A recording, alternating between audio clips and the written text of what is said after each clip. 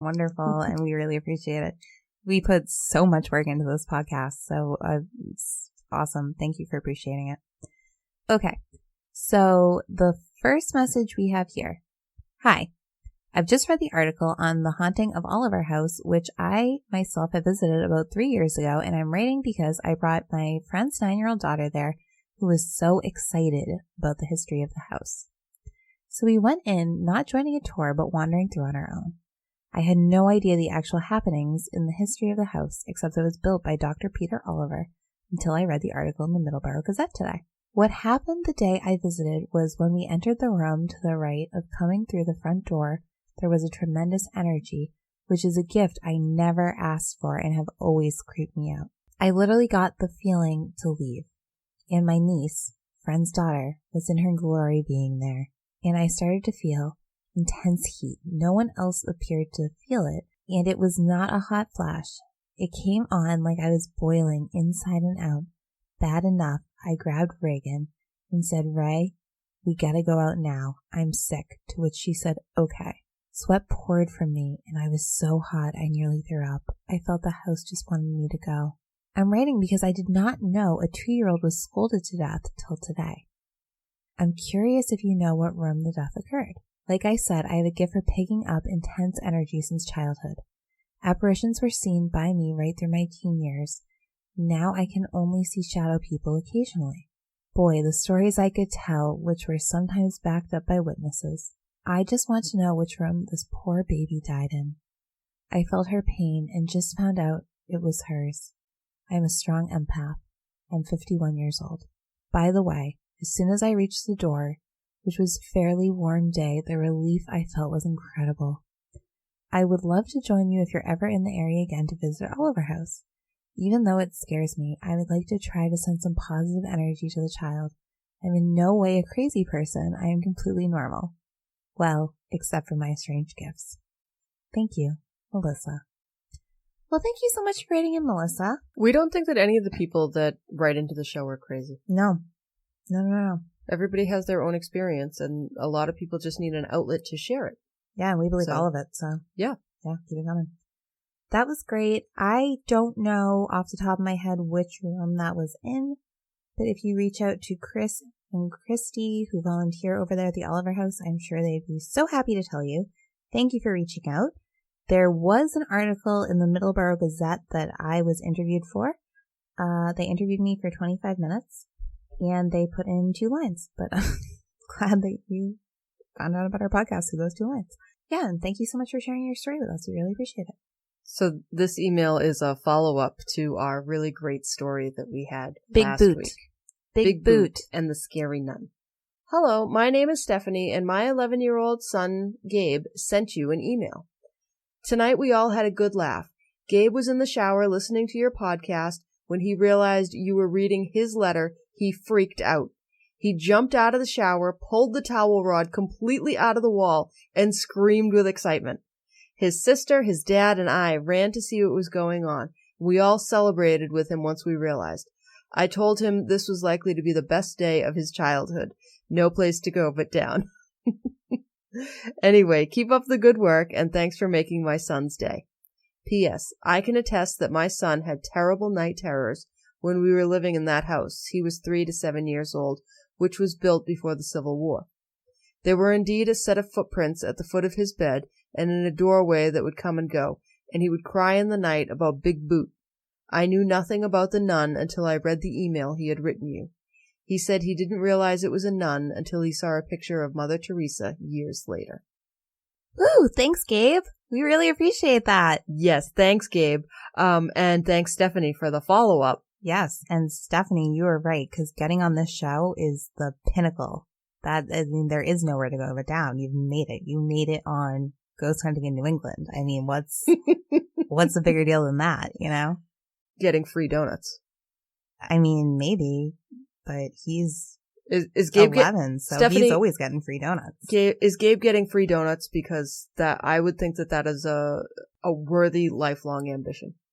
Yeah, I would say, because I know Gabe is listening right now. Gabe, go tell your mom we say it's okay to buy you a donut. Yeah. Yeah. And thank you so much for listening. We really appreciate it. And sorry about the shower rod. Oh, that we've all had that happen. You get so excited and you just yank the shower curtain down. Like, it's okay. Like, it's all right. Yeah, you just find somebody tall and they put it back up for you. Okay, here comes our next letter. I was just listening to the episode where you two were interviewing the Wiccan medium from Salem. Tim Regan. Sup, Tim? The interview was great and he was very cool. But when you mentioned your numerology thing and that 1222 keeps popping up, I had to write, my birthday is 12/22. It's also, as I'm sure you know, the shortest day of the year. Well, it shares it with 12/21. And also the winter solstice. Anyway, kind of gave me a jolt. Happy hauntings. Tom. Glad you could connect, Tom. Yeah, thanks, Tom. I do know that because my mom's birthday is the 21st. And Beth and my grandfather always used to joke, born on the darkest day of the year. But she's the sunniest, brightest, most amazing, happy person. That's what I always tell her. She came to Earth to bring the light back. So thank you. Yeah, I still see 12/22 everywhere. I still see 122 everywhere. It drives me absolutely insane. I had a very cool conversation earlier this week with Donna on Instagram, who let me know that she sees, oh gosh, my brain is not working. I think she sees 34s and 37s everywhere. We got to figure out what it is. If anyone out there, hello, are you out there? If you know a numerologist, get in touch because I'll do something with that in a heartbeat. I would love to talk to a really good numerologist. So yeah, thanks for writing in, Tom, and I'll remember your birthday. Just wanted to say I love your show. I'm local too and was looking for a good ghost hunting podcast and happened upon yours, and I'm really glad I did. You both do such a great job setting a vivid scene while peppering in great banter and reactions to one another.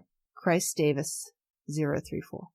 Thank you so much, Grace Davis. That was a really encouraging message to get. Thank you. Oh, this one I put in for a reason. We already heard from this person once tonight, but I wanted to put this in so I could add a little caveat. Okay. Hey, Amelia and Beth. I loved the episode about near-death experiences. I sent you an email about my near-death experience about a month ago. I hope you read it and liked it. I love the podcast and recommend it to everyone. Nathan. Hey, well, first of all, thank you, Nathan. That was really great. That was awesome. And your story was awesome. And near-death experiences are awesome. And thanks for telling all your friends. And thank you for telling all your friends. And thank you for enjoying that episode because I, as I said on the episode, really love near-death experiences. I wanted to read that to everyone because guess what? We never got that first email he sent us. No, it didn't come through. We didn't get it at all. And this is a reminder to everyone. If you send us something and you don't hear back from me, we didn't get it.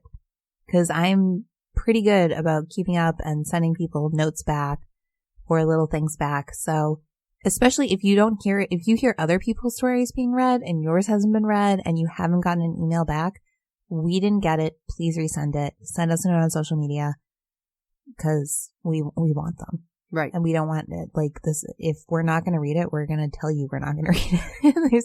And we haven't done that for anyone. So just always keep that in mind. We're not like skipping your story ever on purpose. So I want to read that to say that. Hello, ladies. I'm a new listener and I love the show.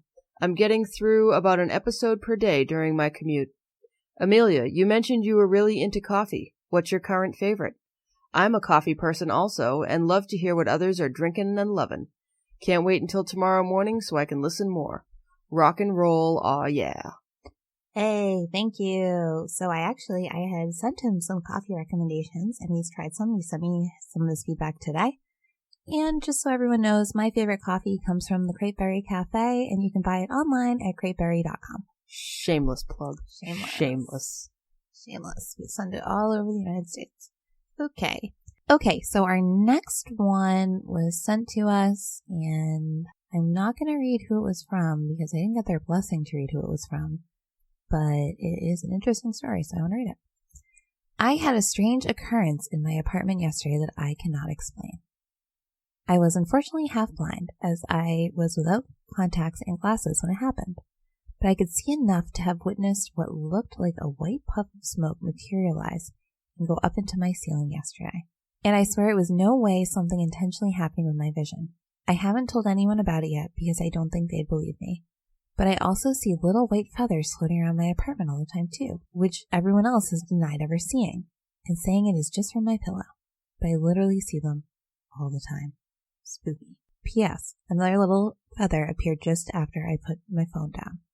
I like that a lot because that is a sign angels are around when you see feathers. That's a common one. Some people say they see feathers. Some people say they see coins. I see coins. So at my work and at my apartment, I have jars and they're labeled pennies from heaven and no one's allowed to touch it. And it's all like the change I find that I think are like my angels coming to me and giving me little pennies. Yeah. So feathers is a really big one. So wait a second. So you pick up these pennies and you then keep them in a jar? Yep. Don't you think that's being a little selfish, trapping all the angel energy? No, I think they were for me. Oh. Yeah, it's a reminder someone close to me who passed away is keep an eye out. Okay. Well, yeah. I don't know. I would think that pass them on. Let the angels go elsewhere and do more work for others. No, I think it's a specific person trying to let me know they're around. Okay. Yeah. So, thank you for that. If anyone else has weird things happen, what else makes you feel like your angels are around? For me, I see 444 everywhere. And I look at that as a guardian angel that my spirit guides are telling me I'm on the right path.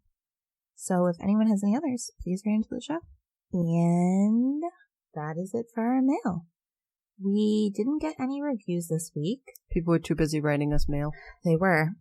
Oh, well, we got I was driving here and someone sent me a Facebook message that said, by the way, I love your show. So thanks, Ryan.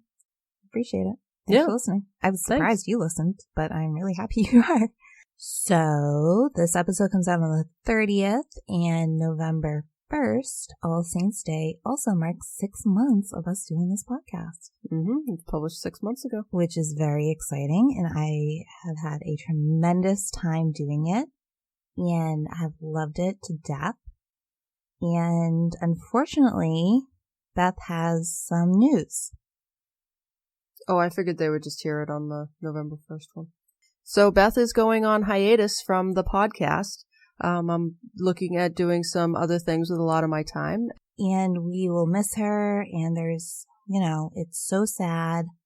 I'm going to miss Beth tremendously. And now I need more people to ghost hunt with too. That way the show can stay funny. It's not as funny when I'm alone.